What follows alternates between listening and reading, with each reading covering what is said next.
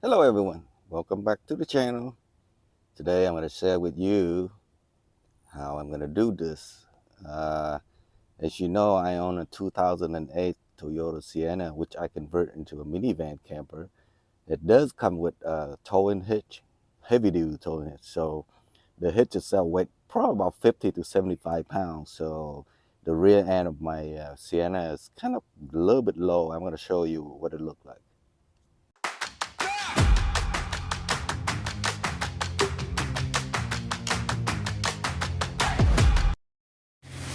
So this is a minimum amount of tool you're gonna need to accomplish this job. Drill, plier, a wire cutter, some tape measurement, a 5/8 drill bit. So either a scissor or a razor blade. And then have some extra zip tie available because the one they only supply 6 of them. So it might not be enough to do the routing tubing like I did. This part is an airlift bag 1000. I'm not sponsored by this company, but I do a lot of research, search, and there's a lot of YouTube how-to out there. But I'm gonna do it my way. Because there's a lot of people struggling. I'm gonna show you why a lot of people struggling. And the beauty thing is, this thing is made in USA. Yeah, this thing is made in Michigan, USA, believe it or not. So they make this type of airbag for different vehicles. So you can, I bought this on Amazon. Just do a search with your year, your vehicle, brand, and type, and it will show you the right model to get. Yeah, it's made in USA. It's very rare. All right. So I already took the what's come in the box. So there's 2 bags, a bunch of tube, hardware, manual. Don't need it. No, kidding. You gotta read that manual before you do it. But I already watched enough YouTube that I don't think I need it. And there's 2 rubber block which will go on top to protect the valve, and a bunch of other. There's a heat shield. This is a hitch shield. Well, it's a hitch shield right there. Right there. Because you know, on the bottom, one of the part will be near the exhaust, so you want to protect your back from the heat. All right, I don't know how that goes together, so we're gonna check it out together as we go along. All right, let's get to it. So the rear is about 3.5, I believe. Yeah, it's about 3.5 inch from the. And then we're gonna take a look what it look like in the front, right? So the front is about 4 inches from the top of the wheel well.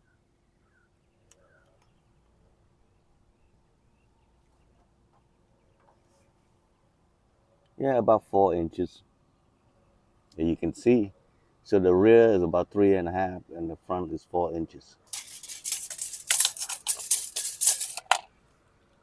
So to save you the grief from watching me jacking up the vehicle, put it on the stand, I already do all that. So I use a small hydraulic jack. I have to use a little bit of wood block to raise it a little bit higher.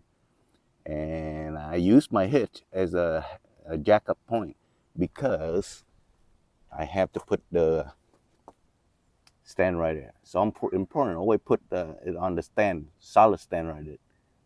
Some people will raise this all the way up high, but I think I have enough room to slide the airbag in on the bottom. I will show you what it looks like. You do this on both sides of the vehicle, right? There you go, another one on this side. And then you should be having enough plenty of clearance to walk under. Yeah, make sure you have these on stand. I did not take the wheel out. I just leave it in case it does drop down. It's still, the whole vehicle still sit on the wheel, right? Let's go under and take a look what it looked like. So a lot of people put the back in before they hook up the hose. And there's this little clamp that's very hard, very small to handle. I will show you when you get to that part. But I'm gonna pre-install this outside, one of them, to see how it works and see if that's gonna make the job easier. So right here, I'm attempting to do this. And the best way to do this is to compress all the air out and put the plug back in, and then squeeze it in the larger section of the spring that open up. Once it's in, don't fight with it. Then you let go the plug, and it will expand and will drop in very easy. And then I kind of like put the hose in and put the, you're gonna see him put that little plate to protect the valve on the top in first. And then I route the tube up into the hole, so it make the job much easier.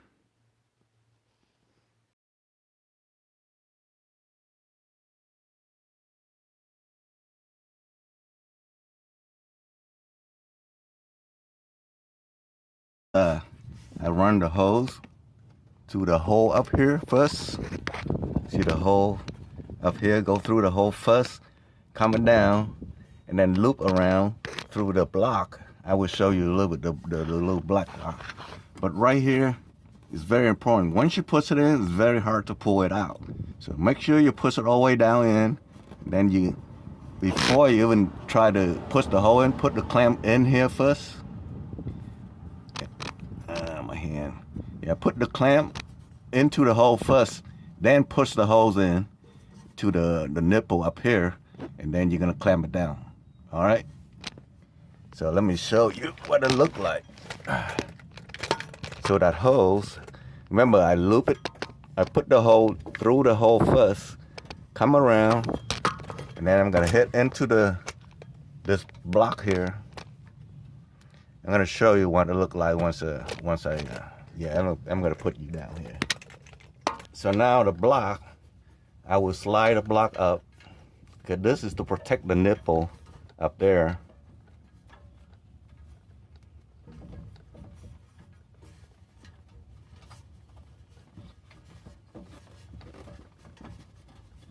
Like so. See how it sits on the top there? Then I slowly pull this hose back out so you don't kink the hose. Just slowly take your time.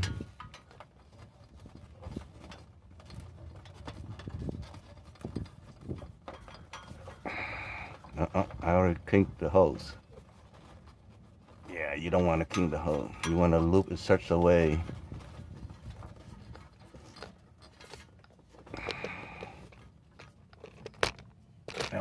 you're gonna fall.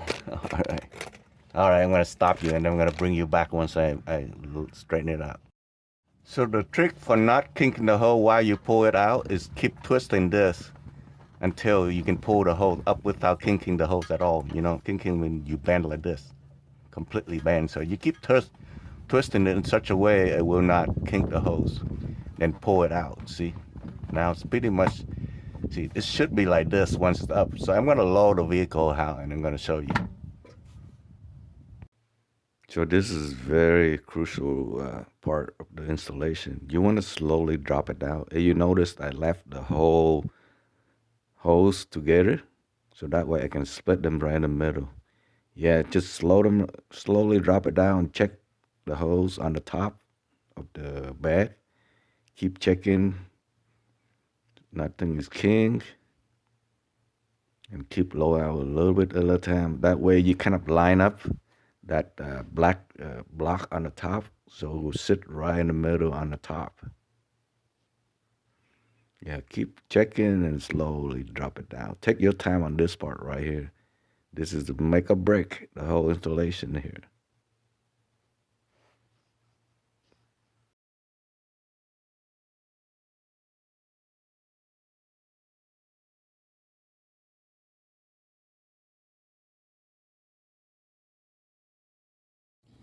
So I was struggling with the right side.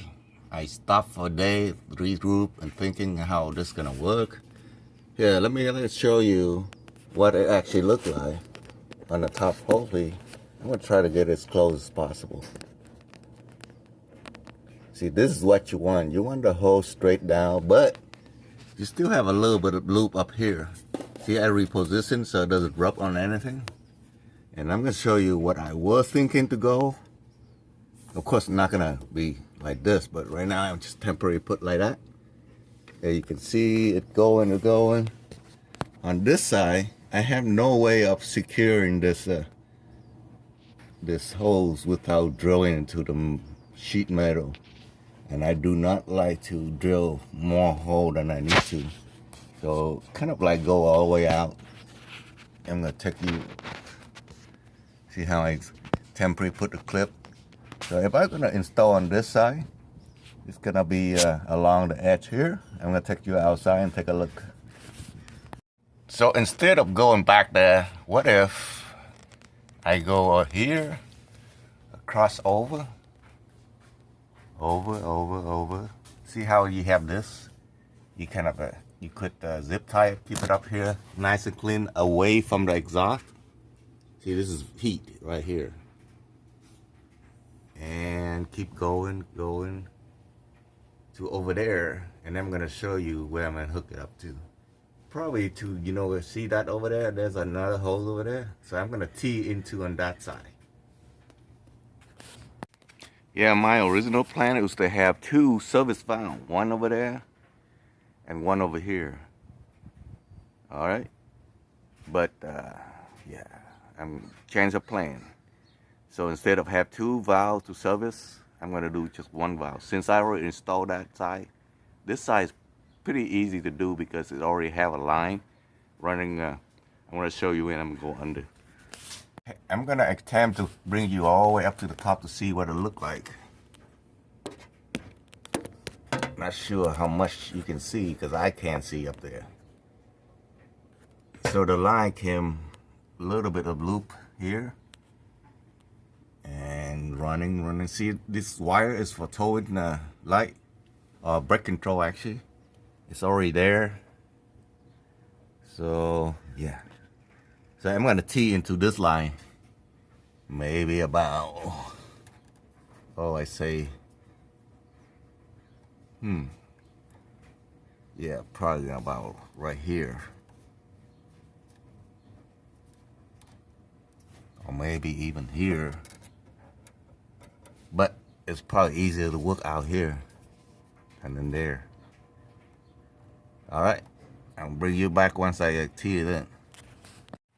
All right, so I was in luck not having enough tubing to go from here and routing along up here. And I didn't even have to tee it. I have enough holes that I was able to run both the tube all the way in the back. And I'm going to show you what it looked like in the back. So I have two valves coming out to the hole, to the back of the bumper. I'm going to take you outside and take a look what it looked like on the outside. So this is the final product. See, this here is for the left side. That is for the left side. And that's for the right side. So I decided to put the valve out here for easy service instead of inside. Some people will put it inside and over there and this over here. Yeah, some people decide to put it inside here, which is every time you need to service, you gotta open up the hood. So why put it there? I have enough tubing to put it out here. So that is how I set up the servicing valve. Pretty logical, left and right. So left here and then right over there. All right, let me do a little bit recap and suggestion and my feeling about it. So the air lift back is pretty easy to put in except for running the tubing to it. So plan out how you're gonna route the tubing before you even start anything. So that will save you a lot of time. And also I already serviced it up. Even though the back say that you can put it up to 35 PSI, But I wouldn't. Until you tow something heavy, then you need to adjust that pressure accordingly. So far with the van, I just want to lift it up a little bit. I put 10 psi in there. It's right, very comfortable and nice.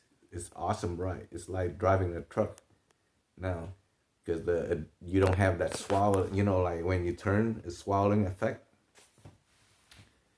So I think I'm gonna lower it down to 5. Cause anything above 10, I have some weird rattling going on back there. I don't know why, but as soon as I drop it down to 10 psi, it's perfect. No sound, no creaking noise. So that is my feedback on that. So thanks for watching. I will catch you on the next video. Bye for now.